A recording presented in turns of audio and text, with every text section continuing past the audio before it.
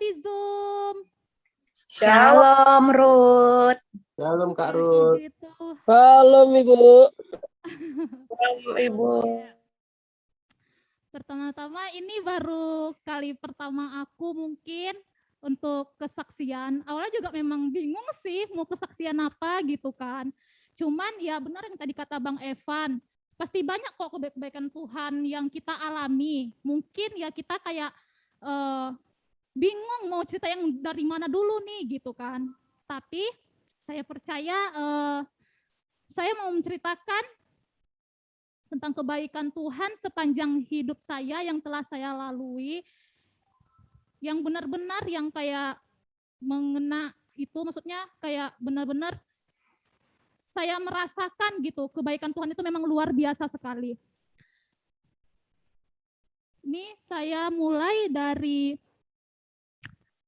masa perjalanan perkuliahan saya, di mana di situ mungkin saya kayak mengalami banyak kayak proses demi proses, apalagi ketika kedua orang tua saya juga udah almarhum. Di situ saya makin merasakan kayak Tuhan ini gimana gitu, hidup saya gimana ke depannya, masa depan saya gimana gitu, juga kayak kuliah saya nanti gimana? Apakah saya berlanjut kuliah atau berhenti gitu? Puji Tuhannya, setiap proses ya Tuhan perlengkapi. Dari mulai mama saya sakit kemarin yang di tahun mulainya dari 2017 itu saya baru masuk awal-awal kuliah, di mana di situ saya selama masuk kuliah itu kayak banyak bolong-bolongnya karena bolak-balik ke rumah sakit. Dan di situ saya juga pasti merasakan kecapekan gitu. Merasa capek dengan semua yang kayak saya laluin, itu manusiawi gitu. Cuman ya saya mau belajar untuk bersyukur lagi, lebih bersyukur untuk setiap proses yang Tuhan kasih. Di mana waktu di semester 2 itu nilai saya sempat anjlok karena sering nggak masuk, terlambat karena untuk merawat orang tua saya di rumah sakit. Kebetulan kayak cuman waktu saya mungkin yang hanya bisa kayak disempat-sempatkan untuk merawat orang tua. Kayak bapak, kakak-kakak sama abang itu sibuk pada kerja, juga nggak ada waktu untuk mengurus di rumah sakit seperti administrasinya, berkas-berkas yang apa yang mau dikasih gitu. Saya itu pertama kali juga bingung. Saya juga sebelumnya belum pernah untuk kayak merawat, kayak menyiapin berkas-berkas, administrasi segala macamnya yang ada di rumah sakit. Tapi ya di situ saya kayak mencoba untuk belajar gitu. Karena cuman hanya saya yang terharapkan gitu, walaupun disisihkan dengan waktu-waktu kuliah saya mungkin terbengkalai, nggak sama gitu jadwalnya gitu. Jadi pas selama di rumah sakit itu ya saya bertanya ke sana kemari kepada orang-orang di sana bagaimana cara untuk begini-gininya. Puji Tuhan semuanya memang kayak Tuhan lancarin gitu. Memang selama di rumah sakit itu memang saya kayak benar-benar nggak kuat gitu. Terus pindah lagi ke rumah sakit karena mungkin di sebelumnya kurang lengkap segala macamnya. Pindah lagi rumah sakit, dioper-oper lagi, terus hingga sampai kayak orang tua pun, mama pun juga kayak nggak sanggup lagi misalnya selalu kayak bolak-balik ke rumah sakit, dan dia memutuskan untuk minta pulang kampung, berobat di kampung. Jadi selama di kampung itu memang nggak ada gitu kayak dari saudara-saudara saya, kayak kakak saya gitu, abang saya yang bisa untuk menemani di kampung. Jadi kebetulan puji Tuhannya di situ saya udah libur semester. Jadi saya menemankan orang tua saya ke kampung untuk berobat di kampung. Dan di kampung bukannya malah kayak makin membaik, tapi makin parah gitu sakitnya. Di situ pun kami di kampung itu kami tinggal di rumah kakaknya mama aku tua gitu. Cuman kebetulan orang tua ini Islam, mama kakak ini Islam gitu. Jadi kalau untuk misalnya berdoa ya untuk misalnya berdoa untuk sama mama gitu kan. Misalnya kalau aku memang udah nggak kuat terus nangis-nangisan itu aku selalu berdua sama mama gitu. Walaupun mungkin dalam setengah sadar mama nih nggak sadar gitu. Memang kayak udah parah banget ini sakitnya. Kayak memang benar-benar kayak udah nggak tertolong lagi gitu. Karena aku udah tahu gimana kondisinya saat itu. Udah gimana kayak aku udah nggak sanggup lagi gitu. Sampai aku pernah bilang ke Tuhan, Tuhan aku udah nggak sanggup. Ya, aku capek gitu. Aku capek. Gimana rasanya merawat orang yang sakit. Jadi ya mungkin di mana memang aku kayak udah merasa lelah atau gimana, aku minta kayak di kampung itu ada nggak gitu kayak sesama iman gitu untuk mendukung aku, membantu misalnya untuk mendoakan bersama gitu. Kebetulan ada di situ orang di kampung, dia gereja Bethel juga, dan akhirnya ibu itu datang untuk kami bertiga jadinya berdoa bersama di dalam rumah itu. Doa, pujian penyembahan. Ya di situ ya saya kayak memang udah rasanya sakit banget gitu. Setelah udah selesai kami doa, kebesokan harinya mama minta ziarah ke kuburan opung. Setelah ziarah, nggak lama kemudian pulang dari kuburan itu mama langsung dipanggil gitu ke rumah Tuhan. Jadi situ saya kayak merasakan hancur sehancur-hancurnya, mikir gimana nanti kalau nggak punya seorang ibu. Siapa nanti yang merawat kami di rumah? Siapa yang masak?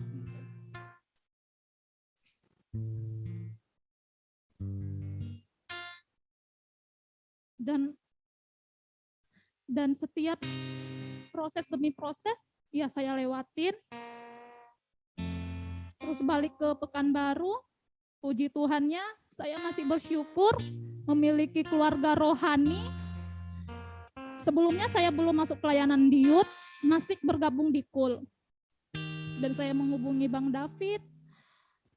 Waktu selama di kampung pun juga saya minta bantu sama Bang David karena minta kayak proses pemakaman di kampung gitu. Karena kami dari Bethel, jadi orang yang di kampung itu minta kayak konfirmasi dari pendeta GBI di Pekanbaru gitu. Jadi kakak saya menghubungi Bang David, Tuhannya Bang David membantu untuk setiap proses yang ada hingga sampai mama saya dikuburkan.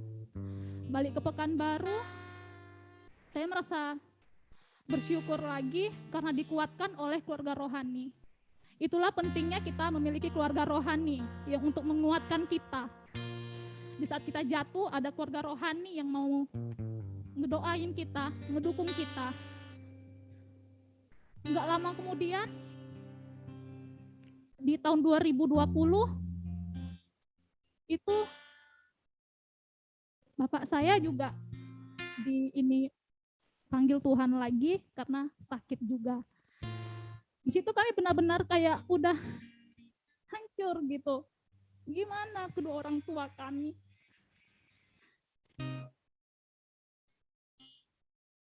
Bagaimana hidup kami? Gimana kami menjalankan hari-hari kami tanpa kedua orang tua?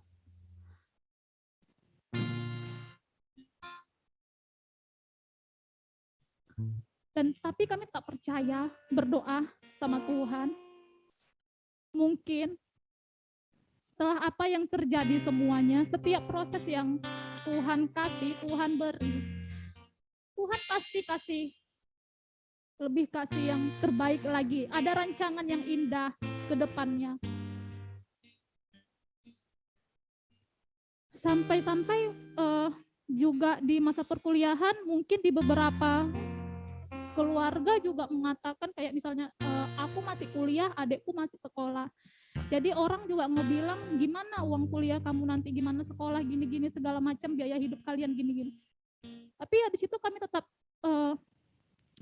bersyukur untuk setiap yang telah kami lalui.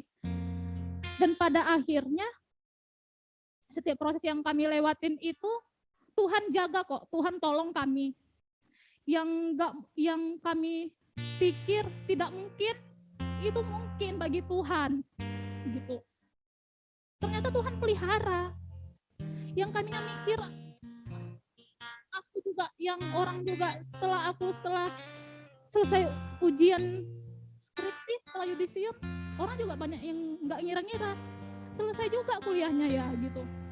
Ya di situ memang merasakan benar Tuhan itu tolong. Tuhan itu yang memperlengkapi, yang membantu, yang memberi, yang menguatkan. Hingga juga di masa perkuliahan semua Tuhan lancarkan, puji Tuhan, tidak ada kekurangan sesuatu apapun. Dari masa saya menyusun proposal juga, itu selesai di bulan November 2020, menjelang untuk ujian skripsinya di bulan Januari saya udah selesai, udah ACC dari pembimbing, dan di akhir bulan Februari itu udah keluar jadwal untuk ujian. Di situ saya merasakan lagi, wow gitu, secepat ini gitu. Yang awalnya saya ragu kayaknya aku nggak bisa deh ngejar 3,5 tahun ini. Aku pasti masuk ke semester 8. Jadi kami kayak ada program dari kampus, semester 7 harus udah selesai gitu. Agar di semester 8 udah nggak bayar biaya kuliah lagi. Jadi harus targetnya 3,5 tahun. Di situ saya nggak percaya saya nggak bisa untuk mencapai 3,5 tahun itu. Sampai kayak teman-teman saya itu mereka banyak kayak bayar orang untuk skripsian. Dan banyak revisi-revisi yang mereka iniin. Puji Tuhannya saya ada revisi, cuman kayak Tuhan permudah aja. Tuhan permudah. Dan yang teman-teman saya yang membayar ini ke orang, dan akhirnya ketahuan sama dosen saya kalau mereka itu kayak nyuruh orang ngebayar dan mereka disuruh ngulang lagi. Disitulah saya kayak benar-benar merasakan, oh ini ya yang kayak benar-benar kita kayak mengikuti Tuhan, mana yang tidak mengikuti Tuhan gitu. Sempat saya kayak putus asa benar, kayak sebelumnya saya apalagi mulai di pelayanan di youth, itu dimana saya juga masa-masa menyusun skripsi, itu saya kayak merasakan aku mau berhenti deh di pelayanan youth gitu, karena untuk skripsian ini, karena kayak enggak kuat gitu.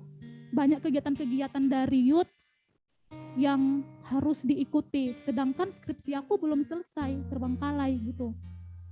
Tapi Roh Kudus mengingatkan lagi,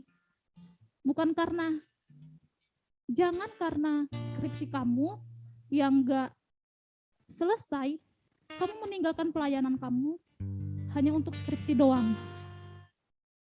Itu saya diingatkan lagi. Dan begitunya saya kembali, oh jadi saya enggak untuk berhenti dari pelayanan dan saya tetap berlanjut gitu. Ya itulah yang mungkin dimana ada ayat Alkitab yang kayak benar-benar menguatkan saya juga, remind saya di dalam Matius 6 ayat 26, pandanglah burung-burung di langit yang tidak menabur dan tidak menuai dan tidak mengumpulkan bekal dalam lumbung, namun diberi makan oleh Bapamu yang di sorga. Bukankah kamu jauh melebihi burung-burung itu? Yes, di situ saya kayak merasakan, wow benar. Burung aja Tuhan pelihara, apalagi anak-anaknya. Pasti Tuhan pelihara. Tuhan tolong. Hari kemarin Tuhan tolong, kenapa hari sekarang nggak Tuhan tolong gitu. Jadi saya percayakan setiap teman-teman mungkin yang kayak merasakan kesepian, kesendirian gitu. Percaya aja, Tuhan nggak pernah meninggalkan kita kok. Sejatuh apapun kita, sampai tergeletak apapun kita, Tuhan pasti bantu, Tuhan tolong.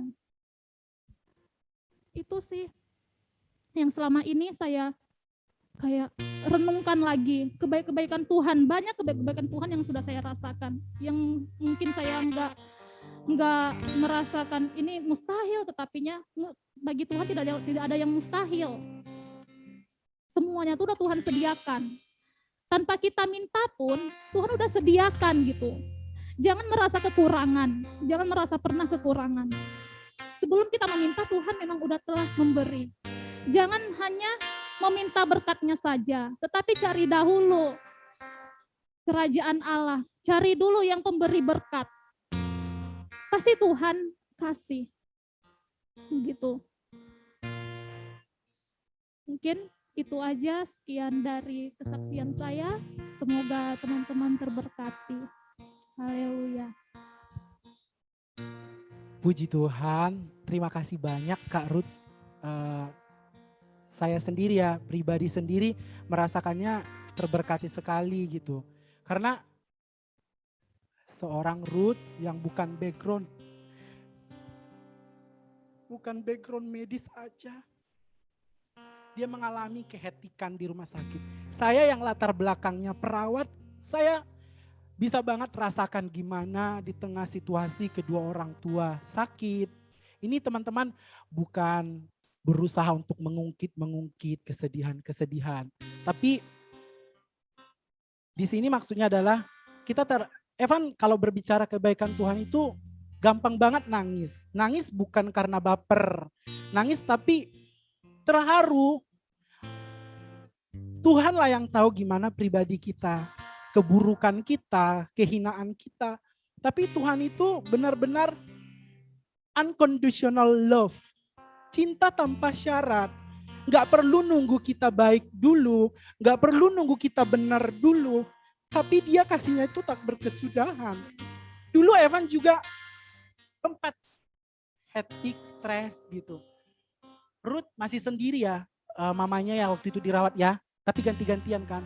Nah kalau Evan di saat yang bersamaan, mama Evan di ICU, papa Evan di ruangan cancer. Nah, dua orang tua yang harus Evan dampingi. Kalau timbul pertanyaan, kok Evan sendiri, kemana saudaranya? Ruth punya saudara juga ya?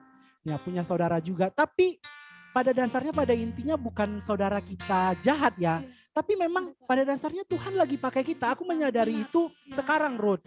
Kenapa dulu aku punya saudara, punya abang, punya kakak. Tapi mereka nggak tahu kenapa mereka juga punya kesibukan tersendiri. Yang dimana juga aku harus mengerti. Mereka punya anak, mereka punya urusan, suami, istri. Nah, aku dulu marah sama Tuhan. Kenapa aku melulu ya Tuhan? Kenapa aku melulu yang harus ngurus kedua orang tua aku gitu.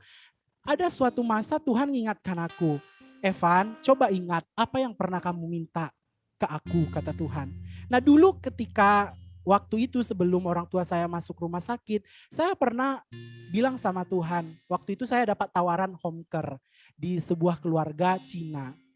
Nah saya home care itu lebih besar gajinya daripada rumah sakit. Bayangkan satu hari 300.000, kalau 30 hari kali aja, 30 kali 3 berapa. Nah, di situ saya bilang sama Tuhan, Tuhan, benar nggak sih hati aku ini merawat orang ini? Apakah karena fee-nya, karena finansialnya, atau memang dari hati aku? Tuhan, next time kalau memang ada masanya nanti orang tua Evan sakit, izinkan aku Tuhan merawat orang tua Evan. Nah, Evan bilang itu sama Tuhan waktu itu. Tuhan mengingatkan hal itu. Evan, bukankah ini bentuk suatu pelajaran bagi Evan? Ini yang Evan minta dulu kan, kesempatan untuk merawat orang tua. Nah, Tuhan ingatkan itu dan Evan langsung minta ampun. Tuhan bersyukur, aku bersyukur Tuhan, aku bersyukur Tuhan. Jujur teman-teman, orang tua Evan dirawat 9 bulan di Pekanbaru. Di rumah sakit itu bolak-balik 1 bulan, 1 bulan, 1 bulan. Pokoknya langganan rumah sakit banget. Bahkan saya bawa koper ke rumah sakit karena harus dari rumah sakit saya pergi kerja. Nah, puji Tuhannya, di situ saya belum masuk pelayanan, belum kenal Tuhan sama sekali gitu. Bahkan saya ke gereja hanya sekedar absensi aja gitu. Nah, Evan bilang sama Tuhan, waktu itu saya baca asal ku jamah jubahnya aku sembuh. Terus yang saya baca waktu itu, jika kamu punya iman sebesar biji sesawi, kamu dapat memindahkan gunung ini. Puji Tuhan, hari ini banyak banget Tuhan reminder di diri aku, termasuk pada saat doa puasa tadi, Ibu Gembala juga mengingatkan hal, kalau kamu percaya itu esensinya itu dalam, tidak hanya kalimat percaya. Kalau kamu punya iman sebesar biji sesawi, kamu dapat memindahkan gunung. Nah, aku bersyukur banget di reminder lagi kebaikan Tuhan. Karena aku sadar bahwa kita ini terkadang seperti handphone. Kalau nggak dicas, kosong baterainya, lowbat. Nah, Tuhan ingatkan, oh ternyata Tuhan selalu ada di dalam hidup aku. Dia yang dulu, dia yang saat ini, dia yang sekarang. Dia yang sampai selama-lamanya. Dia gak pernah berubah. Alfa Omega, dia yang awal, dia yang akhir. Nah, malam hari ini juga aku diingatkan hal itu ya. Bahwa burung pun Tuhan pelihara, ya kan. Masa kita anak-anaknya enggak. Terus Bapak itu gak mungkin dong ngasih ular untuk anaknya, ya kan. Gak mungkin ngasih ular. Nah, terima kasih Kak Ruth, itu memberkati sekali. Aku juga percaya teman-teman di sana yang mungkin sekarang off cam, aku percaya segala sesuatunya, apapun yang kalian alami, apapun yang kalian kerjakan saat ini, Tuhan bekerja atas hidup kalian. Boleh gak sih satu lagu sebelum masuk sharing? Boleh ya, durasi masih panjang loh guys. Ini malam minggu yang harus kita nikmati bersama anak-anak muda gitu kan. Oke, ini deh, ku percaya.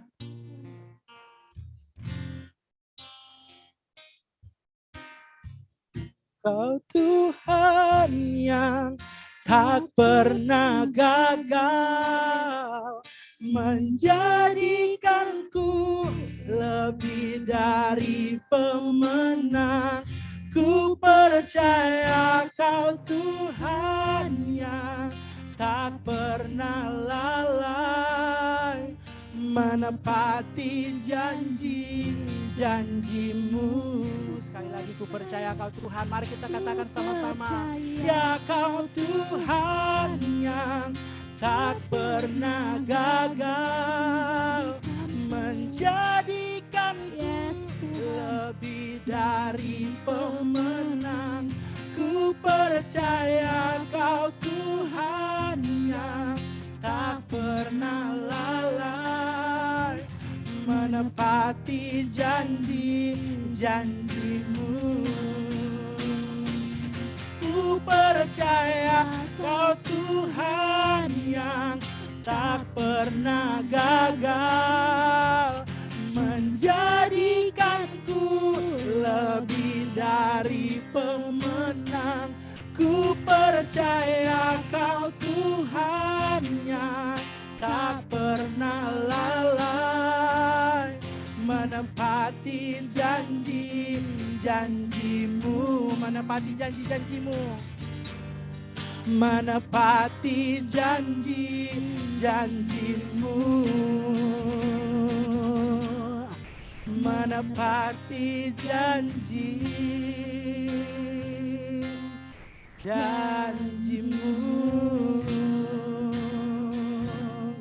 Haleluya, puji Tuhan semuanya. Kemuliaan bagi Tuhan, segala hormat dan pujian hanya layak bagi Tuhan.